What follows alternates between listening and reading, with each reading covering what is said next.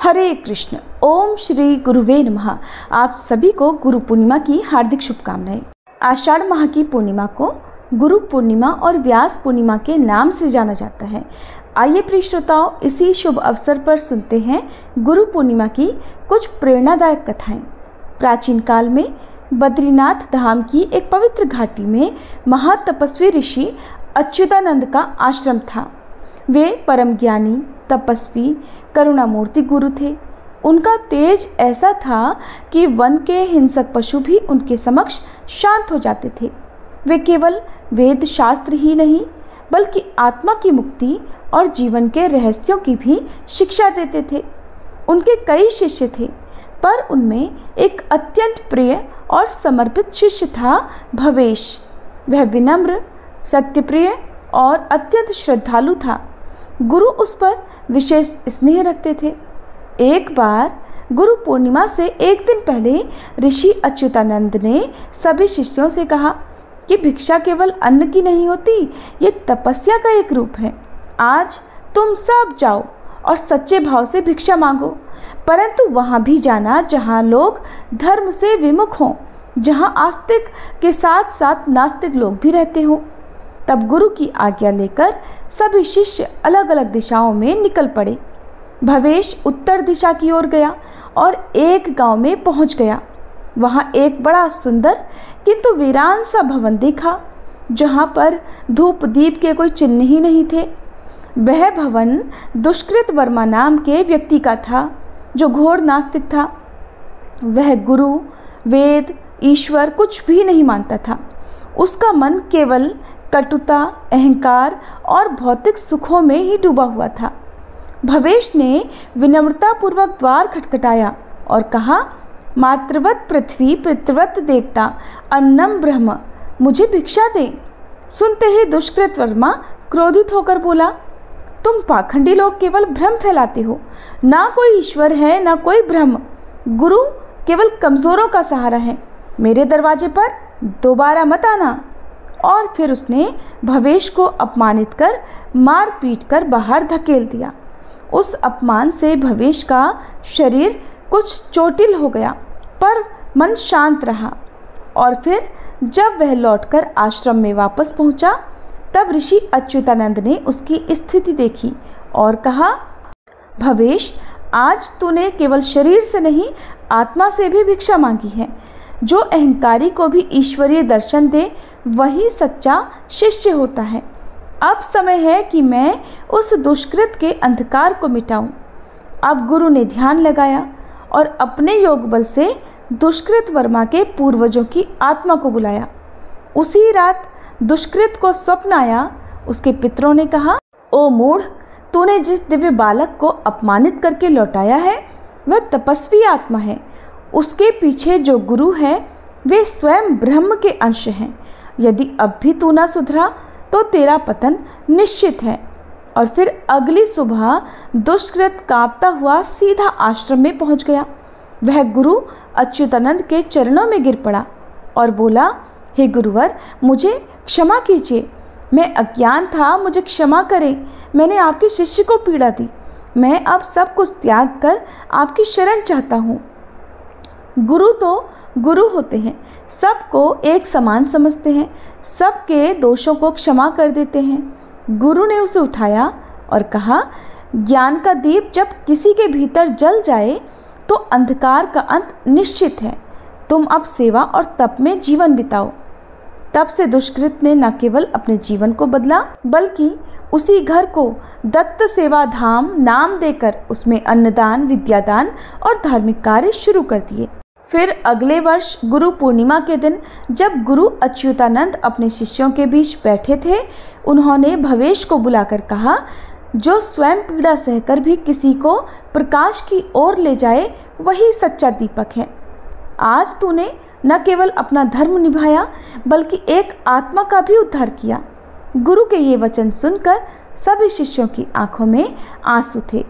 इस प्रकार गुरु की शरण में केवल ज्ञान ही नहीं मिलता, अज्ञान मिटता है, संपूर्ण जीवन बदलता है।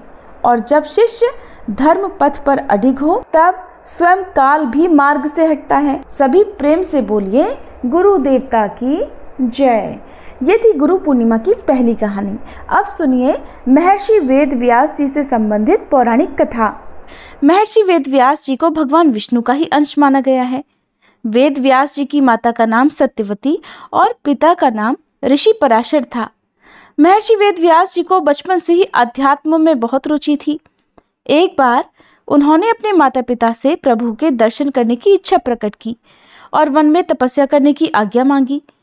वेद व्यास जी की इस बात को सुनकर उनकी माता ने उन्हें वन जाने को मना कर दिया। माँ की इस बात को सुनकर वेद व्यास जी वन जाने की हठ करने लगे। वेद व्यास जी के जिद करने के कारण माता सत्यवती को उन्हें वन जाने की आज्ञा देनी ही पड़ी। जब वेद व्यास जी वन की ओर जा रहे थे तब उनकी माता ने उनसे कहा था कि जब तुम्हें अपने घर की याद आ जाए तो तुम वापस आ जाना। माता के इस वचन को सुनकर वेद व्यास जी वन की तरफ चल पड़े। वन में जाकर उन्होंने बहुत कठिन तपस्या की। तब भगवान के आशीर्वाद से वेद व्यास जी को संस्कृत भाषा का ज्ञान हो गया। इसके बाद उन्होंने वेद, महाभारत, 18 महापुराणों और ब्रह्म सूत्रों की रचना की। लोगों को वेदों का ज्ञान देने के कारण आज इन्हें गुरु पूर्णिमा के दिन प्रथम गुरु के रूप में हम याद करते हैं। गुरु पूर्णिमा का जब जब नाम आता है तब तब गुरु भक्त आरुणि का नाम भी लिया जाता है। और गुरु भक्त आरुणि की ये कथा अगर हो सके तो अपने घर के नन्हे मुन्ने बच्चों को भी जरूर सुनाएं, क्योंकि इस कलयुग में अब हर रिश्ते में, रिश्तों के मान सम्मान में, मान मर्यादाओं में कमी आने लगी है। ऐसे में हर घर में गुरु भक्त आरुणि की कथा जरूर सुनाई जानी चाहिए। ये कथा तब की है जब आजकल की तरह स्कूल कॉलेज नहीं हुआ करते थे। तब छात्र शिक्षा पाने के लिए गुरुकुल में जाया करते थे, आश्रम में जाया करते थे। तब महर्षि धौम्य के आश्रम में छात्र शिक्षा प्राप्ति के अलावा आश्रम के कामों में और गुरु की सेवा में भी तत्पर रहा करते थे। सबके काम बटे हुए थे। कोई कृषि कार्य करता, तो कोई पशुओं को चराने का कार्य करता, तो कोई बागवानी किया करता। सभी छात्र बड़ी प्रसन्नता से इन अलग अलग कामों की जिम्मेदारी उठाया करते थे। उन दिनों खेत में धान की फसल बोई गई थी, जिसके लिए पानी की पर्याप्त मात्रा का खेतों में एकत्रित होना बहुत आवश्यक था। सभी वर्षा की बाट जोह रहे थे, अर्थात वर्षा होने का इंतजार कर रहे थे। एक शाम बहुत तेज की वर्षा प्रारंभ हो गई। आश्रम के सभी शिष्य बड़े प्रसन्न थे कि धान की खेती के लिए पर्याप्त पानी की व्यवस्था अब हो जाएगी, किंतु महर्षि धौम्य चिंतित थे। उन्हें भय था कि खेत की कमजोर मेड़ वर्षा की तेज बौछारों में कहीं टूट ना जाए, और अगर ऐसा हुआ तो खेत में पानी टिक नहीं पाएगा और बिना पर्याप्त पानी के फसल बर्बाद हो जाएगी। शिष्यों ने जब महर्षि धौम्य के माथे पर चिंता की लकीरें देखी तो कारण पूछा। महर्षि ने अपनी चिंता उनके सामने व्यक्त कर दी। सुनकर सभी शिष्य परेशान हुए, किंतु किसी की समझ में नहीं आया कि ऐसे मौसम में क्या किया जाए। उन्हीं शिष्यों में आरुणि भी था। उसने महर्षि से खेत जाकर मेड़ों को देखकर आने की आज्ञा मांगी। महर्षि ने उसे आज्ञा देते हुए कहा कि पुत्र, अगर खेत की मेड़ टूट गई हो तो उसकी मरम्मत कर देना। खेत में पानी का जमा रहना बहुत जरूरी है। आरुणि अपने गुरु की आज्ञा लेकर भारी बारिश में खेत की ओर चल पड़ा। खेत में पहुंचकर उसने देखा कि खेत की मेड़ें टूट गई हैं और उनसे होकर खेत का सारा पानी बह रहा है। आरुणि तुरंत प्रयासों में जुट गया।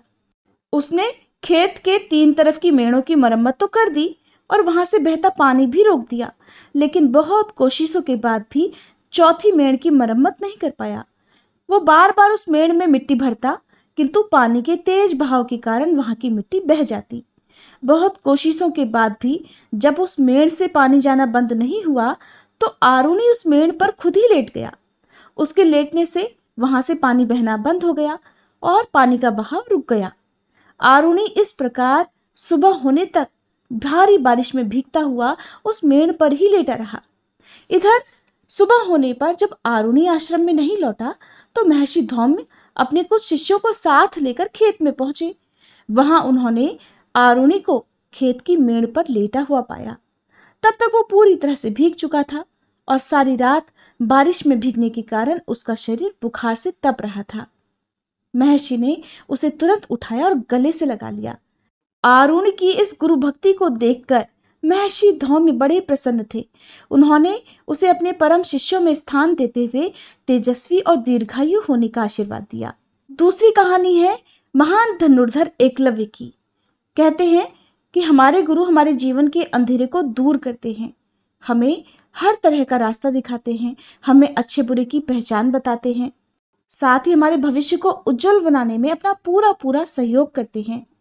और कहते हैं ना कि नदी को रास्ता नहीं दिखाना पड़ता, वो तो खुद ब खुद अपना रास्ता बना ही लेती है। इसी तरह बहुत पुराने समय में एक ऐसा शिष्य हुआ जिसने अपने हुनर और अपनी गुरु भक्ति से अपना नाम इतिहास में दर्ज करवा लिया, और वह वीर योद्धा था एकलव्य। बात उस समय की है जब शिक्षा का रूप आज से बहुत अलग हुआ करता था। उस समय के विद्यालय गुरुकुल हुआ करते थे और सारे विद्यार्थी शिक्षा पाने के लिए अपने गुरु के पास आश्रम में ही रहा करते थे। सभी मिलजुल कर एक परिवार की तरह रहते, मिल बांट कर सारे काम कर लिया करते थे और सभी शिष्य बड़ी निष्ठा और ईमानदारी के साथ शिक्षा ग्रहण करते थे। उस समय शिक्षा भी कुल के अनुसार ही दी जाती थी। ब्राह्मणों और क्षत्रियों के अलावा किसी को भी शिक्षा नहीं दी जाती थी। उन्हीं दिनों की बात है, निषाद राज हिरण्यधनु और रानी सुलेखा और उनकी प्रजा बहुत सुखी और संपन्न हुआ करती थी। निषाद राज हिरण्यधनु की रानी सुलेखा ने एक पुत्र को जन्म दिया जिसका नाम अभिद्युम्न रखा गया। बचपन में वह अभय के नाम से जाना जाता था। शिक्षा पाने के लिए जब वह अपने गुरुकुल में गया तब अस्त्र शस्त्र विद्या में उस बालक की लगन और एक निष्ठता को देखकर उसके गुरु ने उस बालक को एकलव्य नाम से संबोधित किया। सारी शिक्षाएं ग्रहण करके एकलव्य युवा हो गया तब उसका विवाह हिरण्यधनु के एक निषाद मित्र की कन्या सुनीता से हुआ।